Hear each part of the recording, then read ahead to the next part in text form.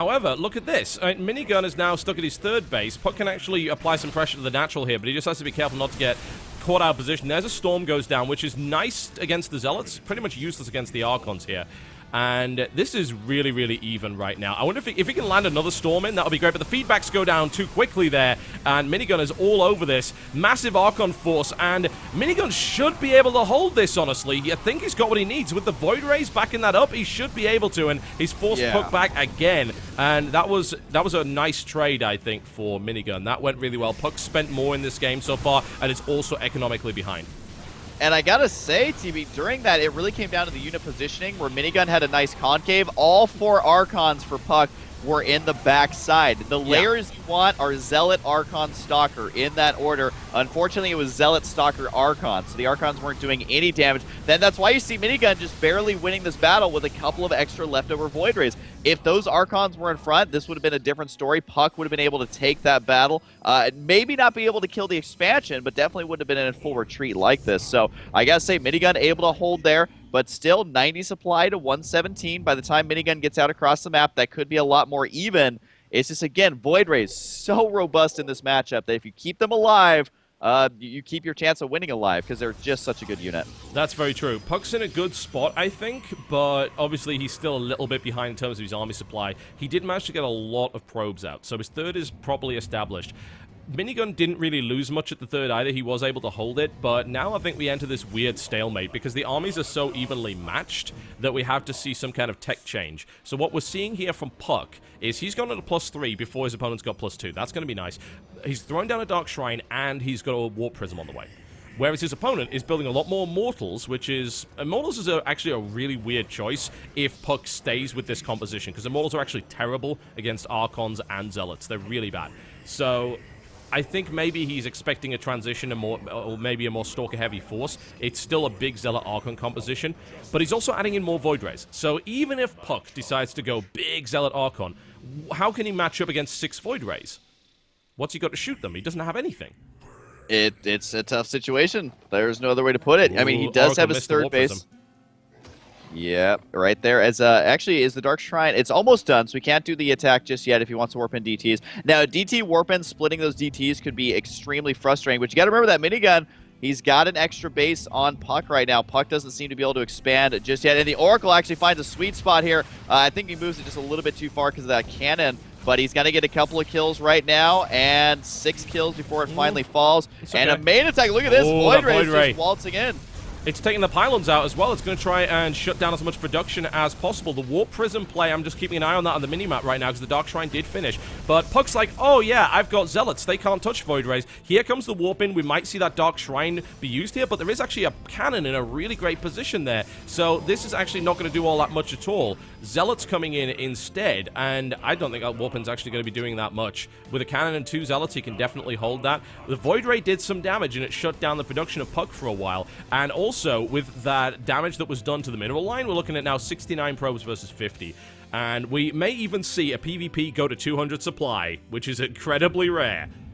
I would love to see that. Unfortunately for Puck, a lot of that supply is tied up in Zealots. And, you know, Zealots are good in this matchup, but there becomes a point where they just stop carrying a lot of weight. I mean, when there's a lot of Archons, when there's a lot of Void Rays, up to 7 Void Rays right now, those Zealots just do not hold their own very well. And Minigun sitting on those 4 bases, nice and cozy. He's already got it almost fully saturated there. And the Warp In for Puck, that was all Zealots. I don't think he's still going to be able to do anything because Minigun even added on another cannon there just to kind of swat any drops away. Minigun's got 4 observers as well. There's no way Dark Templar are getting in here. Yeah, observers are something that a lot of Protoss players forget to get in the later stages because they're like, all right, I held off the DTs. He's not going to try that again. Not the case. So both players do have observers, and one of them gets taken out there, but he saw exactly where the army was and what the army was. Here is a big drop inside the main base with that Warp In. I still don't know if this is enough to do any straight-on damage, but a huge, huge battle here with crazy amounts of storms coming on. Can Minigun actually do this? He lost all his High Templar there. They were on the move command, he holds but I'm telling you, TV, Void Ray's too good, man. Void Ray's too good. The funny thing is, Puck just out-DT'd all of those cannons. He just warped in so many DTs that might have actually done the job, but now it's been cleaned up. Minigun's got this, I think, and as a result, that's a huge supply lead now for Minigun. 162 to 107. Minigun keeps taking these great engagements. Puck tries these little gambits here and there, but they keep failing, and as a result, Puck is rapidly running out of steam. Yeah, there's no other way to put it. He doesn't have a whole lot left in this game. 113 supply to 181. I mean, really, what are you supposed to do at this point? I think he has like an attack upgrade advantage. That's really the only thing He's going not right going to have it in a second either. It's about to be +3 for Minigun. Yeah, and the Void Rays, they're just going to go straight in here using that overcharge ability just to take out all of them pylons.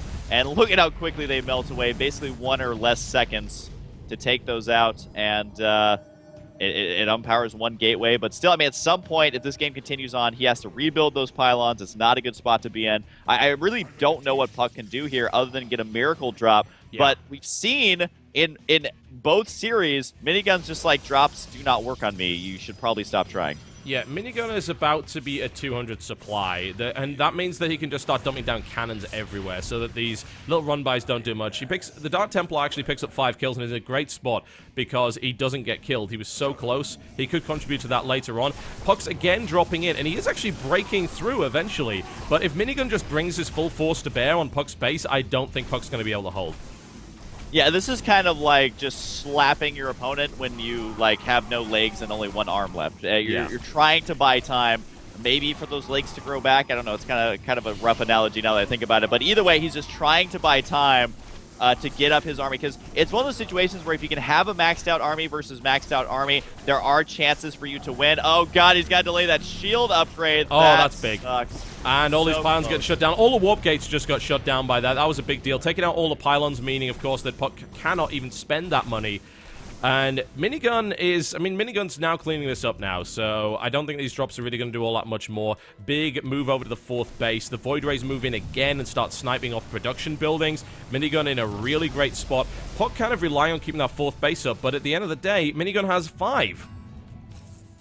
And, I mean, how many gateways are even on the field anymore? Only 8 warp gates for Puck. I mean, that's not enough to macro off of 4 bases at all. And some of them are unpowered as well, so I think he's like on 3 actual working warp gates, maybe a little bit more, but regardless, he's got to find a way to make something happen. He either needs to like switch to carriers, go to Tempest, or I don't even know at this point, because he just has a gateway army, which I don't think is going to be enough versus that many Void Rays. You have to get some sort of anti-air that's not just going to get completely destroyed by the 7 Voids. That's very true. Puck once again going in and gets shut down by 5,000 cannons. So I think this is the real problem with it. Another run by, he's trying to take tech out here, and I do like that. You know, that's a good option, but that's not going to actually kill it. There's no way. He gets the lift on 1 to prevent the damage. He gets the evacuation, which I like. You know, it's just Zealots chasing around a Warp Prism, which is really, really derpy. But here's the thing. Minigun has not brought his force to bear, and Puck has had a chance to gain over 40 supply more than he had previously. So Puck could hold, but this natural is completely undefended, so Puck's going to have to move backwards, and Minigun, unless Minigun gets caught in a really awkward spot, he should still be able to take that fight. Yeah, and he is going to be doing a counterattack over here. Minigun playing smart, saying, all right, your army can't be everywhere at once. He is going to try and hold this off with a warp in of sentries. With the force nice. field, Look might at that actually force be enough field. there. That's really nice. He's going to hold this. That's really, really good for him. But the thing is that he's going to lose his natural in the process, or maybe just take minor damage to his natural. I guess, you know, it was cleaned up quickly enough that Minigun's like, oh, I don't want to go in here. But he warps. He gets through. Oh, Blink's going to get shut down. That isn't going to finish either. I'm actually surprised it took that long. This is a 31-minute PvP. This generally doesn't happen at all, so who knows where this is going from here. Trying once again to take out more tech. He's going to be able to do that quite nicely. Puck's drops are not really happening now, so this is getting really, really awkward. Minigun actually is going to take this base out, and Puck is going to be in a terrible spot if he loses this, and down it goes. Puck only has 1 functional mining base now, and it's very close to being mined out. Yeah, I want to say Puck has enough money to get maxed out, and that's it. His income took a big hit there. His production and tech have taken a big hit, so he's just going to rely on getting out a maxed out army and just going for it. Thankfully for him, he was able to attack this base when the army was out of position, so he's going to focus down. The Nexus may full-on retreat here. I didn't quite get it. I don't know. I know he wanted to not dedicate his entire army, but he might kill this. He isn't going to kill it. Yeah, a couple more Zealots would have actually done that job there. Now he's doing a run by onto this base here. There's a quick warp in to respond to that, but I think there's definitely enough to overwhelm this. So Puck's now doing the same thing that Minigun was doing, trying to pull him apart, trying to trade bases with him, and trying to get his army into position. Does recall just the Void Rays here, which is going to be enough to clean this up once again. Does end up losing one of those Void Rays, which keeping those alive is ideal. The Nexus on the left side did get taken out by a couple of DTs over there. He still was not able to kill that top right side base here, so I don't know if that's going to be nearly enough. However, well, I guess Puck actually lost a lot during that. 158 supply to 198, yeah, still staying behind. It's really going to come down to, can he kill one more base than Minigun has been doing? DTs might actually be able to start that process. 3 DTs there with no detection in sight. Nope. Oh, he's got to watch out on the left side. The Ooh. storm, so crazy on the amount of damage dealt there. Now he's got a lot of Colossus mixed in. The Nexus dead, on the right side did go down, but I don't think he can engage this army at any point. But Minigun doesn't have a mining base anymore. He is out of mining bases, but I just, as you said, I don't see how Puck can hold on long enough for that to matter, because the army supply is 133 to 66. I do want to say, lots of DTs actually attacking this army directly. There is no observer, so once again, buying time, and time is of the essence right now. For Puck, he's actually killing off some of these Colossus. What the hell is going on? There's like 8 DTs that are just killing Colossus, but now they finally get detected. That was really unfortunate. If he'd killed off more Colossus, maybe, just maybe, but Puck's still in a really bad spot. It's still 115 to 56, and it's Colossus versus no Colossus. I mean, you know how that goes. That is rough. Yeah. Yeah, and especially, I mean, the way to counter Colossus is to get the Void Rays, but there's also none of those. Looks like a drop inside the main base, still just trying to buy as much time as he possibly can here. Shutting down. Oh, no, that's not going to happen. Yeah, I think time is running out of the hourglass, because, I mean, if Puck had a maxed out army, or if he was able to save those DTs, turn them all into Archons, he would have stood a chance. But unless he can just somehow mine... God, there's a lot of idle probes there as well. Unless he can actually mine... Oh, man, yeah. For a while, I just don't see this happening. I think Minigun at some point should just go for it. Yeah, it's a really close game right now, but I mean, Minigun has just such a large army, and I think that honestly, I don't think Puck's going to be able to avoid this death ball for long enough for this to really make a difference. Puck seems to be going for a full-on trade here just to try and take out some more bases. He's doing a run-by to try and prevent this base, and he will be able to do that. He's going to kill a lot of probes here as well by the looks of it. So this will work pretty well, but like Puck's bled his army out trying to run past this huge ball of doom.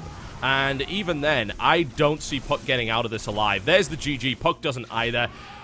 After 36 minutes, we do indeed see a 1-1 tie. So maybe you will owe me $50. Maybe you will. We will see. Dude, I gotta say, man, the betting gods have shined upon you, as it is now going to be a game number 3, and I gotta say, we've had some pretty epic games here, considering it's day number 1. I mean, despite any technical issues, we have seen lots of epic games. Wasn't our first game like 50 minutes or something ridiculous? This one was a very long PP as well. Yep. So I kind of like this tournament, TB. It's shaping up already, and this is just kind of the first group stage of the first round. This is just kind of a taste of what's to come. Oh, man, this is getting crazy. We're going to try and fix that weird duplication problem in the corner. I don't know what is causing it. I have never seen that before, so this is completely new. Very, very strange. So, I don't know. I'll try and figure it out during the break, so we'll see if we can fix that. But, regardless... What a crazy set of games so far, man. This has been nuts. And now we get down to this match point. Either Puck or Minigun advances at this point. So one of these guys going to the round of 8, one of them's going down to the losers bracket, and we'll of course have to face off against the winner of Vibe and Maker, which will be coming up after this. So we'll find out, folks. We'll quickly make our way into Game 3 as quickly as we can. Do not go anywhere. This is SHOUTcraft America.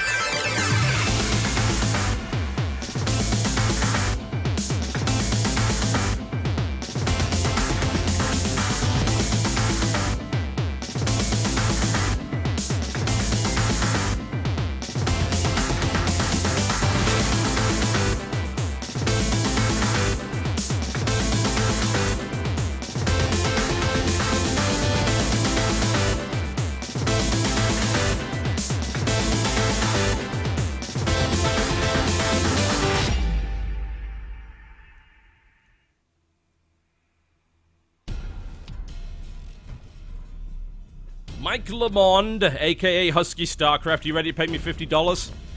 John Bain, I hate you. That's all there is to it. It's getting dangerously close. I don't know if people know this, but I am notoriously, I wouldn't say against gambling. I just personally have never done it ever. This is the most money I've ever put on the line. And at this point, there's no chance of me winning money. I mean, that's already that ship sailed that's a long out time the picture, ago. man. Yeah, so at this point, I'm just looking. I actually have a $50 bill on my, this is super stupid, but I have it on my table right now, and I'm like, no.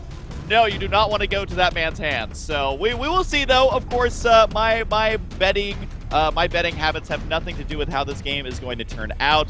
And honestly, Team Root showing us that they're all at about the same level as their games have just been so close every single time. That was a really good PvP, man. I generally don't see it get to that stage, but getting 4 or 5 bases versus each on PvP, that was pretty crazy. It was really, really close.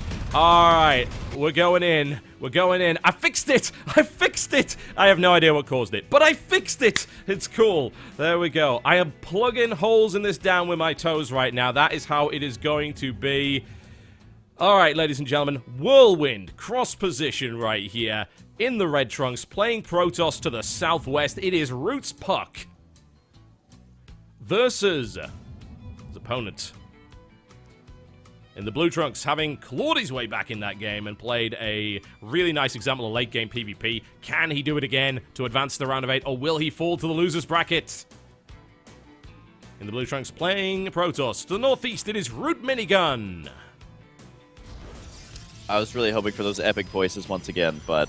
Sorry, man, I can't. I only just got one screen working. I can't make 4 more. Just, sorry, Clutch. I'm retiring you for this broadcast, and we will get this sorted out for week 2.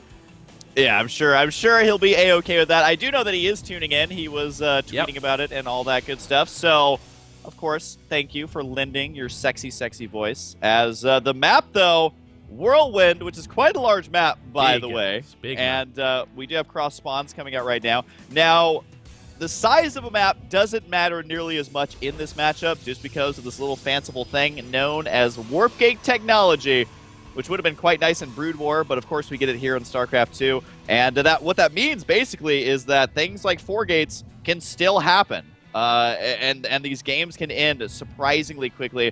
That is why PvP is always just such a terrifying matchup to play in, is because if you don't scout something like a DT tech, those DTs will be in your base immediately. So you have to be very, very careful.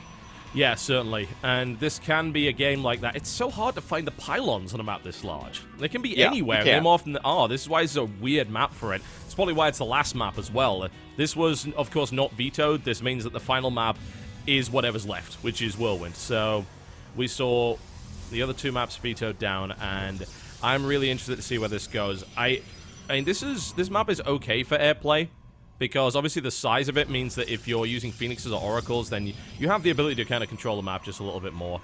And maybe that works. Maybe it doesn't. But we might just see both these guys macroing up, and we may see a War of the Worlds. The real old school style of mid-game to late-game PvP, which is just who has the most Colossus.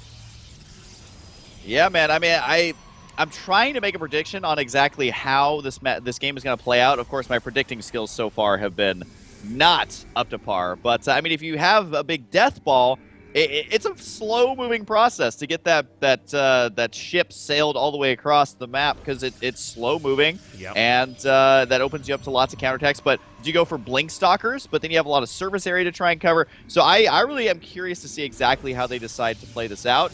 Is it an aggression opener? Is it just try and end it with a bunch of warp gates? Is it going to be the Stargate for harassment? We do have the double gas here now for both players, and this is about where you're going to start to see tech once those scouting probes are denied.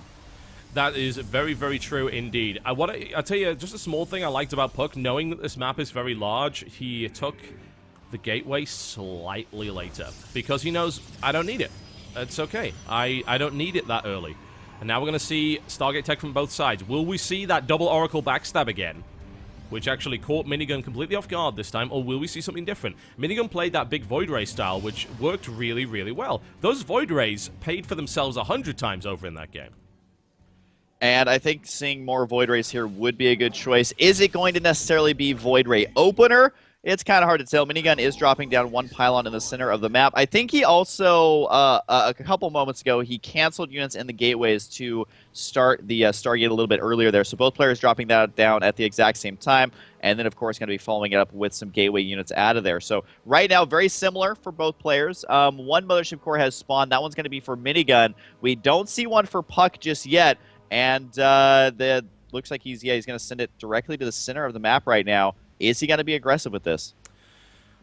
Expansion coming out from Puck. Puck is certainly going to be the defensive player. Puck has no pylons on the map. So he was trying to put one there, but Minigun caught it out earlier and killed the probe, which is huge. So Minigun has got to be the aggressor here, and Puck has got to be on the defense. That means Puck is going to get a Mothership Core out.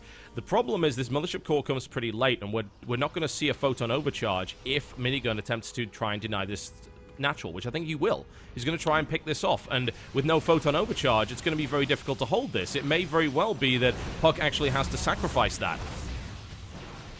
He really doesn't want to if he can help it. Warping in a couple Zealots here would help kind of turn the tide of the battle. The Sentry is going to play a pivotal role here as well. Does he Force Field? Does he Guardian Shield?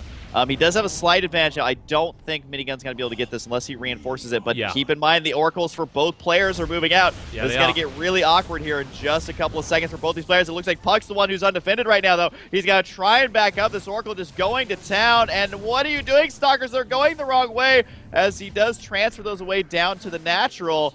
But Minigun, he's kind of everywhere at once right now. There's the Oracle coming in. It doesn't kill anything. Great warp in there. But look at this. This is up. He can use the cannon. Oh, Minigun recalls out. Nice. But, you know, the cool thing about that was, I suppose, that Puck actually couldn't use the cannon. He was like a couple of energy short on there. But, yeah, Minigun recalls out. So, let's look at the cost. Because Puck lost pretty much the entire mineral line there. So there was no mining going on in the main base as a result of that Oracle backstab there at all.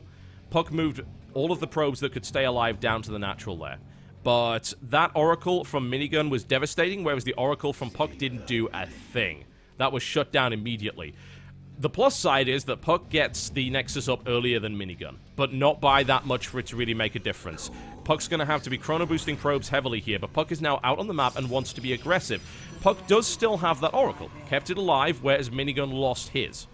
Yeah, he actually just now lost it. He was attempting to attack a base that was Photon Overcharged, so that didn't quite work out for that Oracle. It did get taken out. Here's going to be the Oracle for Puck right now, going to be moving up to the top right side. The Phoenix here, though, to lock it down. And honestly, just needs to go for a couple probe kills here. That's all you're going to get. You're not getting out there. So that's like, what? He targeted the ones on the gas, which means he actually missed out on that. That was not good at all. And a battle at the natural, too, did not work out for Puck at all. The force fields there, cutting that in half. So both players just trying to poke and prod, not really like going all in with an attack, but definitely trying to find a weakness in the defense here. All right, well, we're in a bit of a stalemate situation right now with Minigun with a slight lead, I would say. He's only going to couple more gateways. He hasn't taken more gas on his natural yet. He's only going to be sitting on 3, which indicates to me he's going to stay on a lot of gateway-heavy units for a while. We'll see what it is if he decides to take. The first upgrade is going to be coming from Puck, because Puck is building the Forge much earlier than Minigun is. Minigun, of course, is dedicating his gas to Void Rays right now, so we've seen that they can be extremely effective. The question is, I suppose, where does it go from here? If Minigun isn't really able to do any damage to Puck, then Puck will be able to catch up. Puck's also taking a different tech path. The Twilight Council is coming down. Pylon in the center here gets taken out, and you know, the Void Rays in this matchup kind of remind me of Colossus in PvT, where if you get a little bit ahead and you start making them, it's very difficult for your opponent to deal with it, because if they try and start making Void Rays of their own, they're going to be behind in the Void Ray count. If they try and make a lot of Stalkers, then they just aren't that great versus Void Rays. If they try and go for Archons, it's very difficult to actually pull off because of that shorter range. Whereas, you know, if it was a Colossus versus Terran, it's kind of the same situation where you want to make them at the correct time to really get maximum usage out of them. And I think that that's exactly what Minigun's going to be doing here. The Mothership Core is in a defensive position here with Photon Overcharge capabilities. But still, I mean, it's a tough fight to take right now for Puck. Yeah, it's a tough fight to take for Minigun, though, as well. I mean, Puck's trying to get this, and will be able to get this pylon to complete. Oh, never mind, cancels it, I guess. It wouldn't have made a lot of sense with that coming in. Those force fields did not work out well for Puck at all. Puck, of course, hoped to catch something there, didn't get it. Phoenix gets picked off by the Photon Overcharge, but that really, from Minigun was kind of more of a bait, as far as I'm concerned, more so than anything else. However, Minigun is now backing off, thinking, oh, well, I might get attacked. That's actually not true. There are no pylons out on the map here for Puck, so he could have continued with that attack, but to what end? Yeah? It's like you want to run up a ramp against force fields and photon overcharge? No, you don't really. You want to try and get your tech rolling. You want to get a good army that allows you to break that position. And that probe was the luckiest probe I think I've ever seen. It apparently everyone was on move command there because that entire army just waltzed past it. And what that means is that well, the probe can drop a pylon anywhere. Okay, I think these random stalkers are actually going to find him there. And yes, he does. So he was the luckiest probe alive, but not for long. Nope. And what that means is no pylons anytime soon for Puck. He's still behind in supply. This is where the snowball effect starts to kick in. 84 supply to 112 here. He does, however, have his third on the way a tiny bit earlier. The problem here is that it just started, so it is a ways out yet. Yeah, that is very, very true indeed. Well, Puck's continuing to build up that army, but we're going to see the charge coming in here, but he's also going Colossus this time, which is a little bit of an interesting change. Before that, of course, he was going for the Chargelet Archon style, but there is no Templar Archives down for him right now. So that's not having it. A great Oracle backstab here from Minigun, but unfortunately shut down there by Puck. He does get out with the Oracle, though, so he gets 2 kills, disrupts a little bit of mining, forces the Stalkers back. He's in no position to really attack here, but Puck is taking a third. And Minigun is showing no signs of doing that yet. So if Puck is left alone for long enough, then he will be able to get into a good position.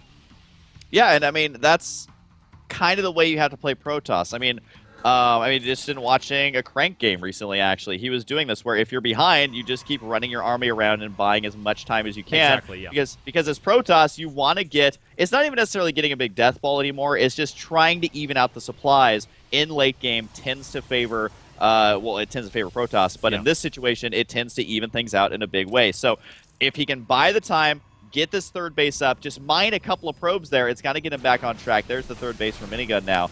So really, I think it's kind of up to Minigun right now to make something happen here. Surprised to see Puck take these rocks out. You would think he would want to engage at that choke point from the high ground, but does decide to go ahead and clean those out, sharpening his